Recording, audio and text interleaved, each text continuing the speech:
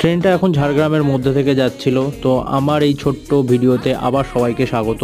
এই জঙ্গল দেখলে বারবার মনে হয় যেন এই জঙ্গলে ছুটে যাই, এত ভালো লাগে আমার এই জঙ্গল, মাঠ ঘাট এগুলো। সেই পুরোনো দিনের গল্প কাহিনীগুলোর মতো যেন জঙ্গলের মধ্যে থেকে রাজারা যাচ্ছে। এই জঙ্গলের ভিতরে কোনো আদিবাসী গ্রাম আছে, মনে হয় যেন জঙ্গলের মধ্যে গেলে সেই পুরোনো দিনে পৌঁছে যাব, সেই গল্পের মধ্যে। হঠাৎ করেই একটা ট্রেনের ধ্বংসাবশেষ দেখতে পেলাম। যতদূর সম্ভব এটা জ্ঞানেশ্বরী এক্সপ্রেস, সেই 2005 সালের ঘটনা। তখন কত ছোট, যেন আমার চোখের সামনে আবার একটা ইতিহাসের পাতা খুলে গেল। এটা দেখে ভিতরে ভিতরে বেশ একটা রোমাঞ্চ অনুভব করলাম। এই জায়গাটা নিয়ে একটা গুজব শুনেছিলাম, এখানে নাকি প্রচুর ভূতের উপদ্রব আছে। এই জঙ্গল, গ্রাম্য পরিবেশ এগুলো আমার সত্যিই খুবই ভালো লাগে, যেন মনে হয় সেই পুরোনো দিনে হারিয়ে গেছি। সত্যি বলতে আমার এই এখনকার যেসব মডার্ন গল্প, যেগুলো ফ্ল্যাট বাড়ি, ফোন, এইসব নিয়ে গল্প আমার ঠিক ভালো লাগে না। সেই গ্রাম, জঙ্গল, পুরোনো দিনের কথা এগুলোই ভালো লাগে। তো পুরো ব্লগটা দেখার জন্য অবশ্যই নিচে ক্লিক করুন। আর যদি ভিডিওটা ভালো লাগে অবশ্যই লাইক আর সাবস্ক্রাইব